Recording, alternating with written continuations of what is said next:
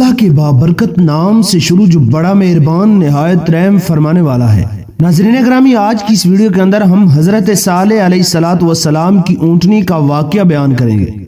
کہ کس طرح اونٹنی کی پہاڑ سے ولادت ہوئی اور حضرت صالح علیہ السلام کی قوم نے اس اونٹنی کے ساتھ کیا کیا۔ تو آج کی اس ویڈیو کے اندر ہم اسی موضوع کے اوپر مکمل تفصیل سے بات کریں گے۔ ویڈیو کو شروع سے لے کر آخر تک لازمی دیکھیں اور نئے آنے والے دوست چینل کو لازمی سبسکرائب کریں، بیل آئیکن کو ضرور پریس کریں تاکہ ہماری آنے والی ہر ویڈیو کا نوٹیفیکیشن آپ کو آسانی کے ساتھ ملتا رہے۔ تو چلتے ہیں ویڈیو کے اصل حصے کی جانب۔ حضرت صالح علیہ السلام قوم سمود کی طرف نبی بنا کر بھیجے گئے۔ آپ نے جب قوم سمود کو خدا تعالی کا فرمان سنا کر ایمان کی دعوت دی تو اس سرکش قوم نے آپ سے یہ معجزہ طلب کیا کہ آپ اس پہاڑ کی چٹان سے ایک گابھن اونٹنی نکالیے جو ہر قسم کے عیوب و نقائص سے پاک ہو۔ صلاۃ والسلام نے اس چٹان کی طرف اشارہ فرمایا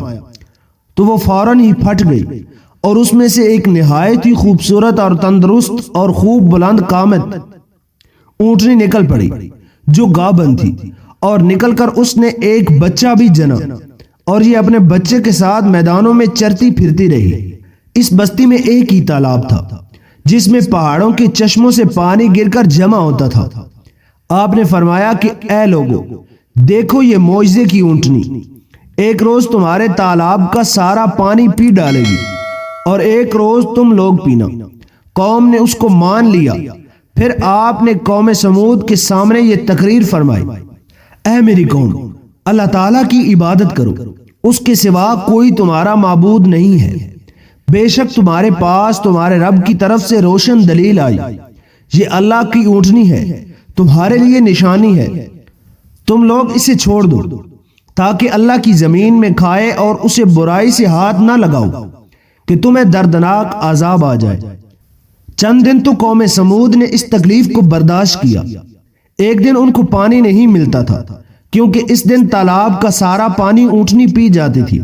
اس لیے ان لوگوں نے طے کیا کہ اس اونٹنی کو قتل کر ڈالے۔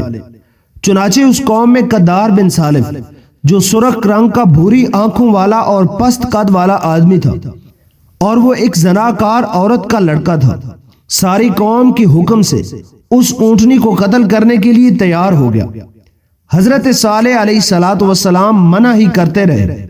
لیکن قدار بن سالف نے پہلے تو اونٹنی کے چاروں پاؤں کو کاٹ ڈالا، پھر اس کو ذبح کر دیا اور انتہائی سرکشی کے ساتھ حضرت صالح علیہ السلام سے بے ادبانہ گفتگو کرنے لگا۔ چنانچہ اللہ تعالیٰ نے قرآن مجید فرقان حمید کے اندر ارشاد فرمایا،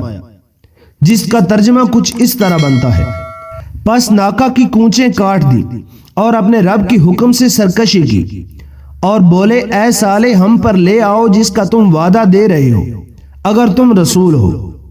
قوم سمود کی اس سرکشی پر عذاب خداوندی کا ظہور اس طرح ہوا کہ پہلے ایک زبردست چنگاڑ کی خوفناک آواز آئی،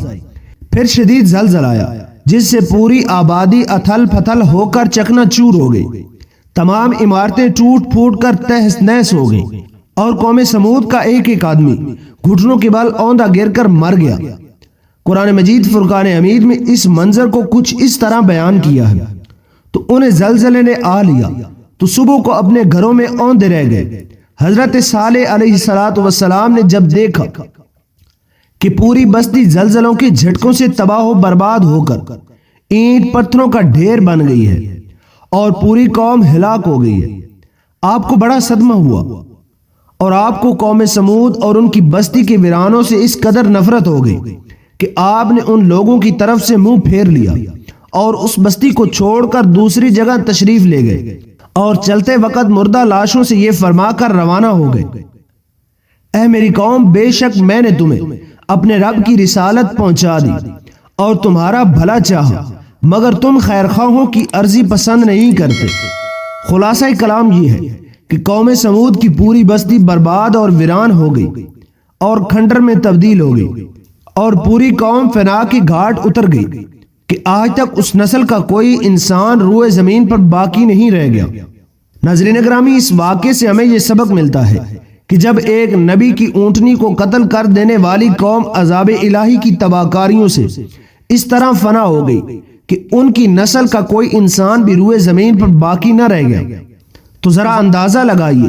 جو قوم اپنے نبی صلی اللہ علیہ وآلہ وسلم کی آل اور اولاد کو قتل کر ڈالے،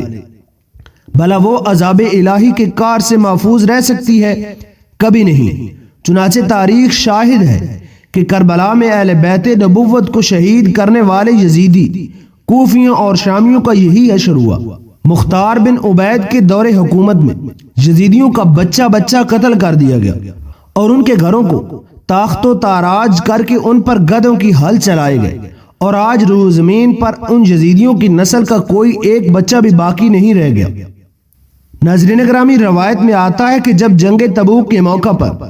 سفر میں حضور علیہ الصلوۃ والسلام قوم سمود کی بستیوں کے کھنڈرات کے پاس سے گزرے تو آپ صلی اللہ علیہ وآلہ وسلم نے فرمایا کہ خبردار کوئی شخص اس گاؤں میں داخل نہ ہو اور نہ اس گاؤں کے کنویں سے کوئی شخص پانی پیے، اور تم لوگ اس عذاب کی جگہ سے خوف خدا میں ڈوب کر روتے ہوئے اور منہ ڈھانپتے ہوئے جلد سے جلد گزر جاؤ، کہیں ایسا نہ ہو کہ تم پر بھی عذاب اتر پڑے۔ امید کرتے ہیں آپ کو ہماری ویڈیو اچھی لگی ہوگی۔ انہی الفاظ کے ساتھ اجازت چاہتے ہیں، ملتے ہیں ایک نئے اور دلچسپ موضوع کے ساتھ، تب تک کے لیے اپنا اور اپنے پیاروں کا ڈھیر سارا خیال رکھیے گا۔ اگر آپ کو ہماری ویڈیو اچھی لگی ہو تو ویڈیو کو لائک کریں اور چینل کو سبسکرائب کریں، بیل آئیکن کو ضرور پریس کریں تاکہ ہماری آنے والی ہر ویڈیو کا نوٹیفیکیشن آپ کو آسانی کے ساتھ ملتا رہے۔ والسلام علیکم ورحمۃ اللہ وبرکاتہ۔